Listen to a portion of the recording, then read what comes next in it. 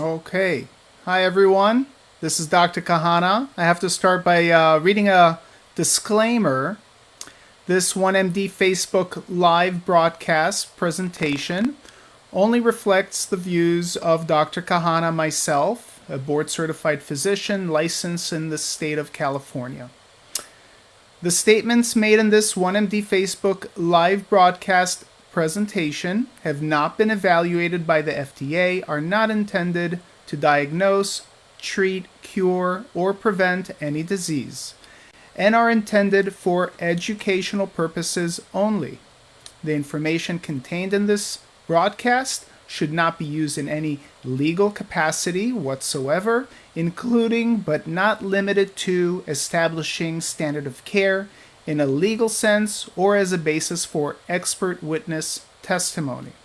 Consult your physician before beginning any new supplement, medicine, treatment, or therapy.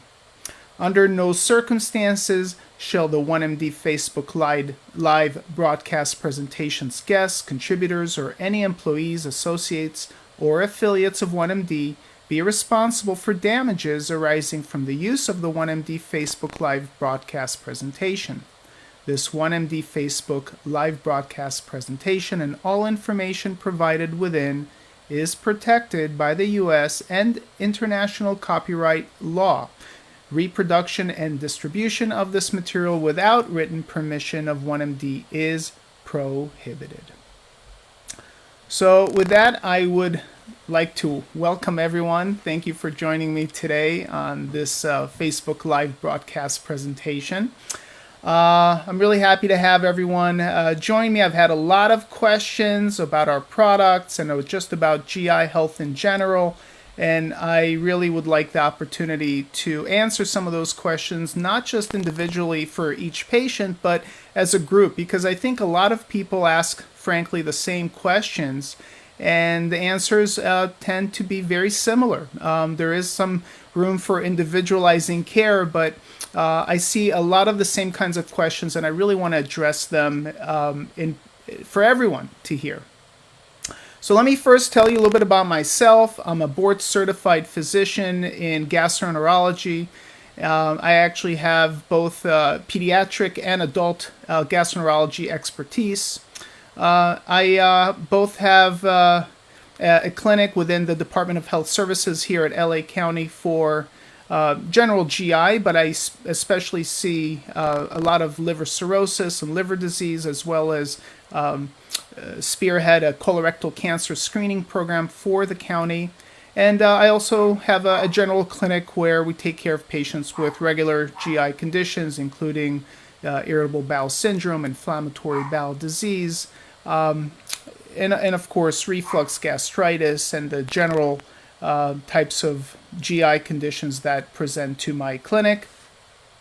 I am a physician nutrition specialist, so my focus is always with the integration of medical nutrition into my care.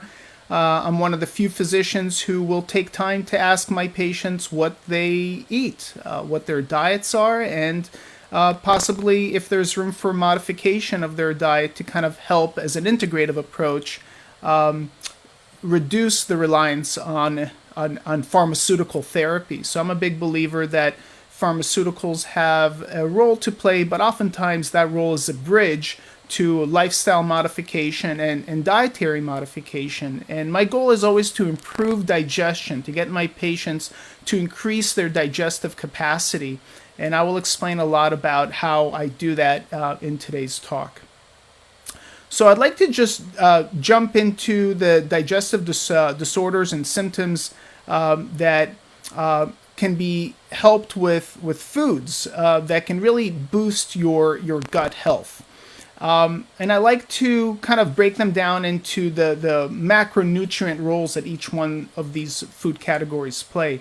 And the first one is foods that are very rich in prebiotics. I think it's very important that we sustain our microbiome by feeding them sustenance that can create a robust microecology in our gut. So we really want to take care of the microbes that live inside of us and be gardeners for them. Give them the kind of foods that will help them be robust. And those foods that are rich in prebiotics, frankly, are foods from the plant world. So really a large portion of your diet should rely on a plant base.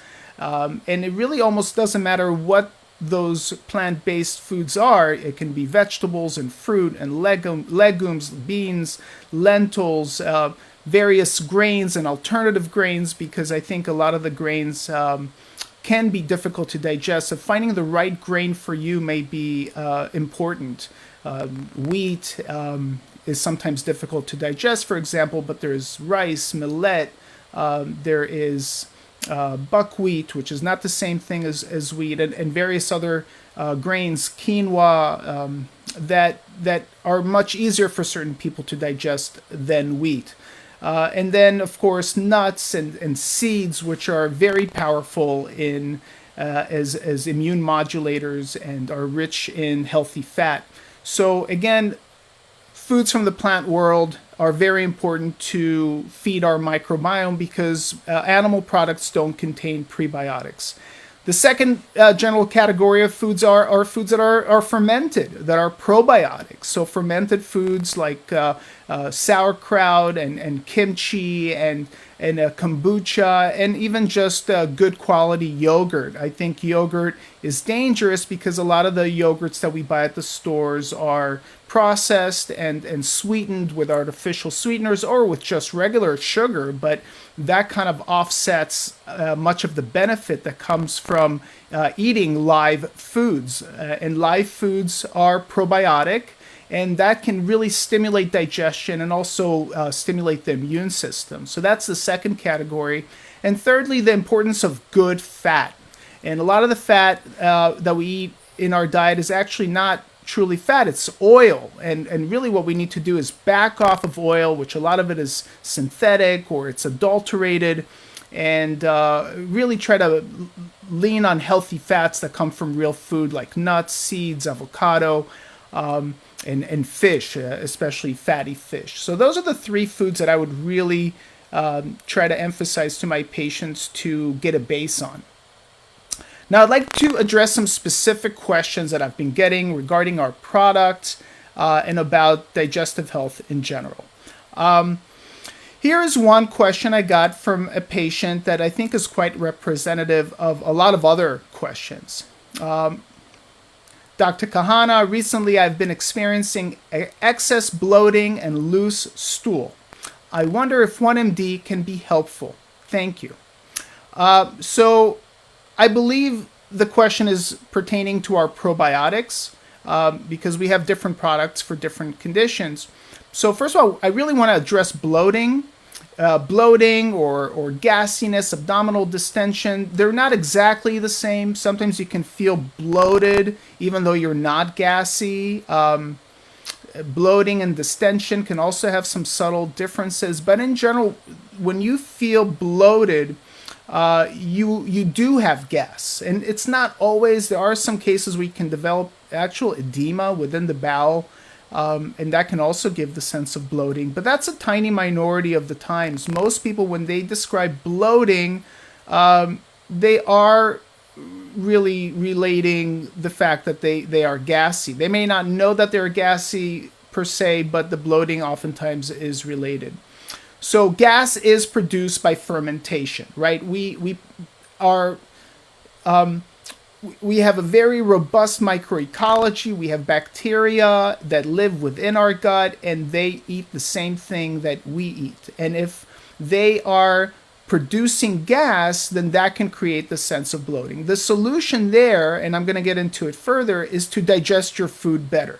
If you leave residue for fermentation by gas-producing bacteria, then that's when bloating occurs. So that's the general theme for bloating. And then the loose stool really refers to oftentimes an osmotic load. So if you're eating something and it's not being broken down completely into tiny little particles that can then be absorbed, then those larger particles are going to have an osmotic pool of water into the lumen, and that can loosen up the stool. So again, both bloating and loose stool are really related to our ability to digest food. The better you break down food, which is what digestion is, the less bloating and less loose stools you'll have. You'll have just better stools. So that's the simple answer for that, and we're going to really need to delve into how to improve digestion. Here's another question. I just started using Liver MD and wanted to get some suggestions on how I could best deal with my fatty liver. So this is a very good question, because Liver MD, we have seen, has just been incredible as far as treating, or I shouldn't say treating, but as a supplement for fatty liver. It is Liver MD has been a wonderful supplement. It's got really a base of milk thistle, but a very bioavailable form of milk thistle. And milk thistle is an herb that's been shown to help with liver metabolism.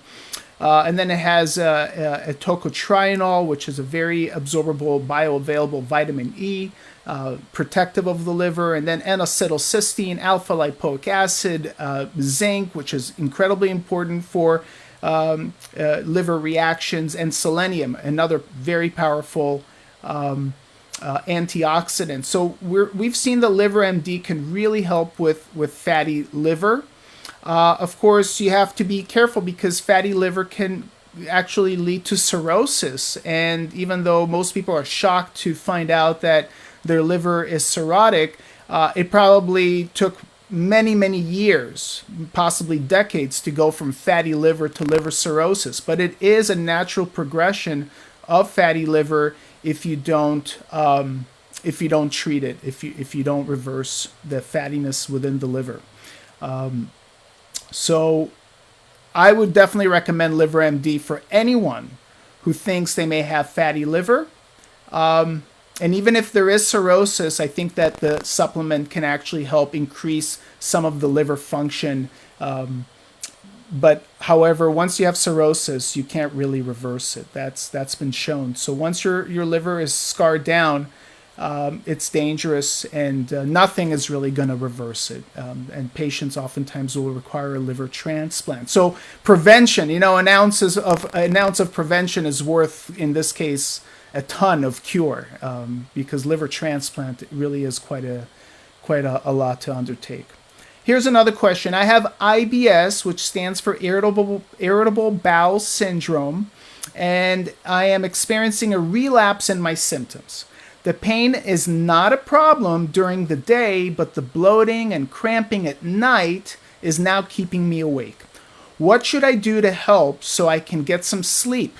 This is very common, because a lot of patients will go to the bathroom in the morning, maybe again in the afternoon, empty their bowel, and then in the evening, as our steroid levels kind of calm down and people get tired and sluggish, our digestive system gets sluggish too. And things just slow down.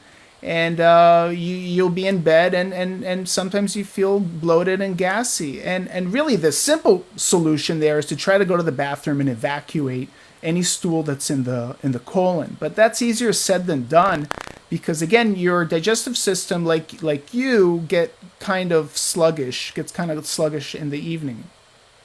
So this is where we can definitely fall back on a digestive enzyme supplement, and taking a digestive enzyme, I think in this instance, can really help alleviate some of the symptoms.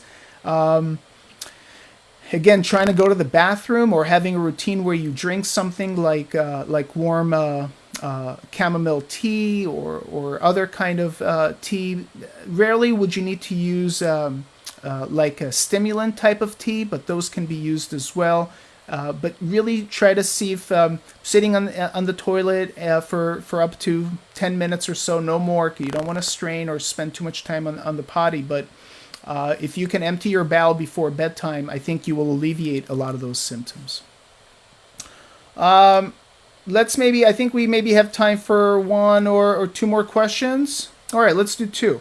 Seeking help with gastritis. My stomach has been hurting after taking NSAIDs, which stands for non-steroidal anti-inflammatory drugs.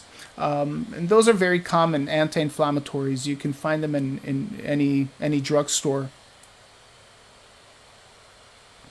And muscle relaxers prescribed by a neurologist to treat my headaches.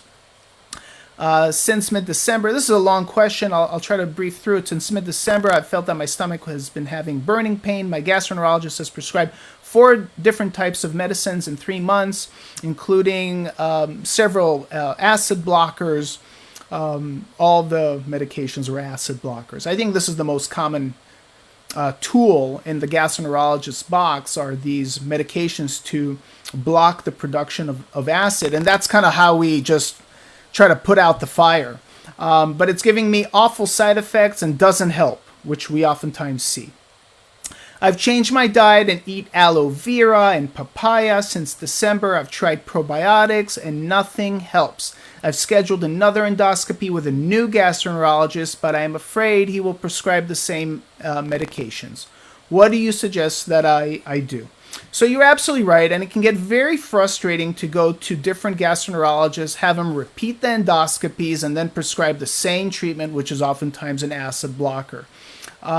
Sometimes you feel like you don't need another endoscopy. You just need a different approach to solving the problem. So gastritis means inflammation in the stomach. If you have inflammation in the stomach, first of all, you have to figure out if you have some kind of an infection, okay? A very common infection is Helicobacter pylori or H. pylori. You can rule that out with a stool test, a breath test, and there is also serology, but that's not really very accurate. So it's best to actually get the stool antigen test for H. pylori, but definitely rule that out first because it doesn't sound like your gastroenterologist ever treated you with antibiotics, only acid blockers. Now, another thing is you really want to try to get off the acid blockers. The acid blockers may help temporarily, but in the long run, they can cause more harm than good. So, and really, if you take them chronically, you are going to do yourself some damage. It can be bone damage, it can be bacterial overgrowth, and really that's what I wonder. I wonder if you, at this point, have developed a little bit of bacterial overgrowth and could benefit from either an empiric course of antibiotics that needs to be prescribed by a physician, or if you can do something else to increase your digestive capacity. So again, digestive enzymes and probiotics can do that. The combination or the modification of your diet really to try to maintain a very simple diet and digestible diet.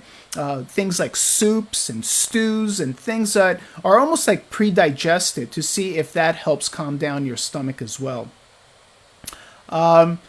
So that, that would be my short answer for helping with gastritis in a different direction.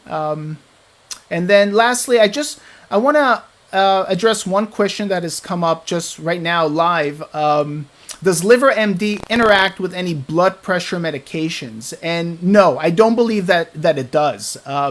Liver MD is a natural supplement. Even though N-acetylcysteine, NAC, is a precursor to glutathione, a very important antioxidant, and can be used as a pharmaceutical. It's prescribed, for example, for certain pulmonary conditions, as well as acetaminophen toxicity. But N-acetylcysteine is also readily available over the counter and is a very simple structured amino acid.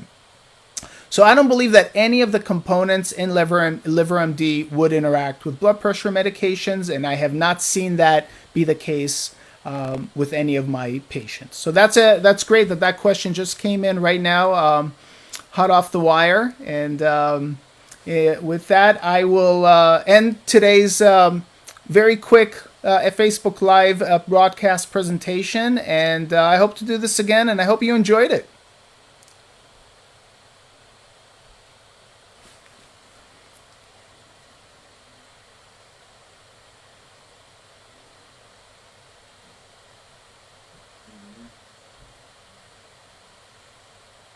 Thank you for joining.